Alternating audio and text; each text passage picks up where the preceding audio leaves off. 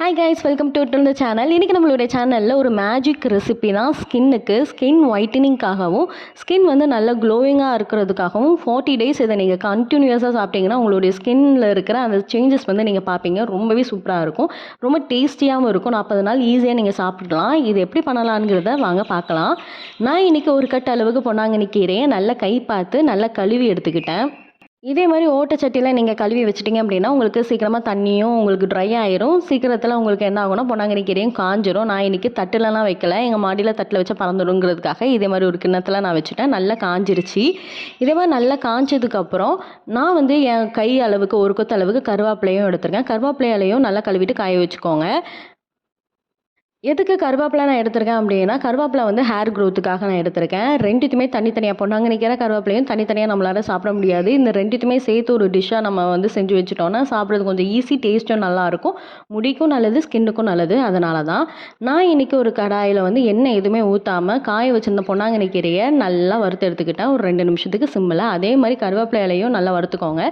2 நிமிஷம் அதே மாதிரி சிம்மில் நல்லா வறுத்து எடுத்துக்கிட்டிங்க அப்படின்னா இன்னும் அது நல்லா எப்படி ஆகும்னா, கையை வச்சு இப்படி அமுக்கணும் அப்படின்னா எல்லாம் நல்லா பொட்டு பொட்டுன்னு உடஞ்சி வரணும். அந்தளவுக்கு நம்மளுக்கு வேணும் முறுமுறுன்னு.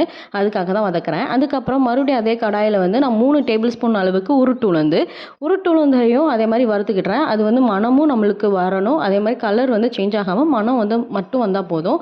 இப்போ வந்து நான் காஞ்ச மிளகா, நான் ஒரு 8 காஞ்ச மிளகா ஆட் பண்ணுறேன். 8 காஞ்ச மிளகா வந்து எனக்கு காரம் கரெக்டாக இருந்தது. உங்களுக்கு காரம் கம்மியாக வேணும் ஒரு 6 இல்லைன்னா 5 ஆட் பண்ணிக்கோங்க. இன்னும் காரம் ரொம்ப அதிகமாக வேணும் ஒரு 10 ஆட் பண்ணிக்கலாம். இந்த 8ங்கிற காரம் வந்து கரெக்டாக இருந்தது, கம்மியும் இல்லை கொஞ்சம் அதிகமாகவும் இல்லை, கரெக்டாக இருந்தது. இதையும் நல்லா வறுத்து எடுத்துக்கிட்டேன். அதுக்கப்புறம் ஒரு 2 டேபிள் ஸ்பூன் அளவுக்கு நான் கடலை எடுத்துருக்கேன். அந்த கடலையும் இதுக்குள்ளே போட்டு நல்லா வறுத்து எடுத்துக்கலாம். கடலைப்பருப்பு ஸ்மெல் வரணும். ஸ்மெல் வரலை அப்படின்னா உங்களுக்கு பச்சை வாடையாக இருக்கும், உங்களுக்கு சாப்பிட முடியாது. அதே மாதிரி கொஞ்சம் ப்ரௌன் ஆனாலுமே நல்லா இருக்காது.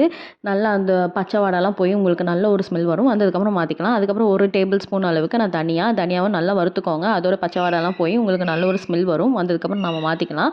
இது பச்சையாகவும் இருக்கக்கூடாது, அதே மாதிரி நம்ம வறுத்தது எதுவுமே பச்சையாகவும் இருக்கக்கூடாது, ரொம்ப பிளாக்காகவும் இருக்கக்கூடாது, நல்லாவே இருக்காது. அதுக்கப்புறம் ஒரு அரை டேபிள் ஸ்பூன் அளவுக்கு நான் ஜீரகமும் நல்லா வறுத்துக்கோங்க. ஸ்மெல் வந்ததுக்கப்புறம் மாற்றிக்கலாம். அதுக்கப்புறம் அரை டேபிள் ஸ்பூன் அளவுக்கு நான் மிளகு எடுத்திருக்கேன். மிளகும் நல்லா மணம் வந்ததுக்கப்புறம் நல்லா வறுத்து மணம் வந்ததுக்கப்புறம் மாற்றிக்கலாம். எதுவுமே கரிஞ்சிடாமல் பார்த்துக்கோங்க. அதுக்கப்புறம் நம்ம வறுத்து வச்சுருந்த எல்லாத்தையுமே ஒரு தட்டில் போட்டு நல்லா ஆற வச்சுக்கோங்க. இதை எப்படி அரைக்கணும் அப்படிங்கிறத பார்க்கலாம். இதை அரைக்கிறதுக்கு ஒரு டெக்னிக் இருக்குது. சும்மா எல்லாத்தையுமே போட்டு அரைச்சிடக்கூடாது. அரைச்சிங்கன்னா உங்களுக்கு குருணையாக இருக்கும், உங்களால் சாப்பிட முடியாது.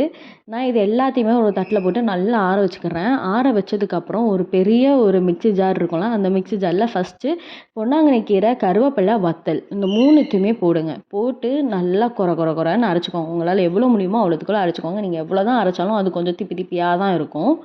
இதே மாதிரி நல்லா அரைச்சிக்கிட்டதுக்கப்புறம் நம்ம எடுத்து வச்சுருந்தோம்ல அந்த கடலை, அதுக்கப்புறம் ஜீரகம், மிளகு, தனியா அது எல்லாத்தையுமே இதுக்குள்ளே இப்போ ஆட் பண்ணிக்கலாம். ஆட் பண்ணதுக்கப்புறம் இதையும் நல்லா போட்டு அரைச்சிக்கோங்க. இதை எவ்வளோ அரைச்சாலுமே உங்களுக்கு குருணையாக தான் இருக்கும், இருந்தாலும் நல்லா அரைச்சி எடுத்துக்கலாம். இப்போ இதை எல்லாத்தையுமே அரைச்சிட்டோம்ல, அரைச்சதுக்கப்புறம் நம்ம வீட்டில் ரொம்ப சின்ன ஜார் ஒன்று இருக்கும்ல, அந்த ஜாரில் அரைச்ச பவுடர்ஸ் எல்லாத்தையுமே போட்டுக்கோங்க. இந்த சின்ன ஜாரில் வச்சு நல்லா நீங்கள் அரைக்க முச்சில் உங்களுக்கு என்ன ஆகும்னா சீக்கிரமாக உங்களுக்கு பவுடர் ஆயிடும். நீங்கள் பெரிய ஜாரில் போட்டு எவ்வளோ நேரம் அரைச்சாலும் சரி உங்களுக்கு அவ்வளோ சீக்கிரத்தில் பவுடர் ஆகாது. இப்போ இதுக்கு தேவையான உப்பு, மஞ்சத்தூள், அதுக்கப்புறம் கொஞ்சோண்டு பெருங்காயத்தூள் ஆட் பண்ணிவிட்டு நல்லா அரைச்சிக்கிற வேண்டியதான். அரைச்சதுக்கப்புறம் பாருங்கள் எவ்வளோ பவுடர் சூப்பராக இருக்குன்னு. இதை நான் ஒரு தட்டில் கொட்டி கொஞ்சம் நேரம் ஆற வச்சுக்கிறேன். ஆற வச்சதுக்கப்புறம் நல்லா கழுவி தொடச்ச ஒரு ஏர் டைட் பாக்ஸ் இருக்குது தெரியுமா, பிளாஸ்டிக் பாக்ஸ், அதில் வந்து நான் இந்த பவுடர் எல்லாமே போட்டு நான் ஸ்டோர் பண்ணி வைக்க போகிறேன். இப்படி நீங்கள் ஸ்டோர் பண்ணி வைக்கிறதுனால இது உங்களுக்கு கொஞ்சம் நல்லா ரொம்ப நாள் நம்ம யூஸ் பண்ணிக்கலாம். ஒரு 2-3 மாதத்து வரைக்கும் நல்லா யூஸ் பண்ணிக்கலாம்னே வச்சுக்கோங்களேன்.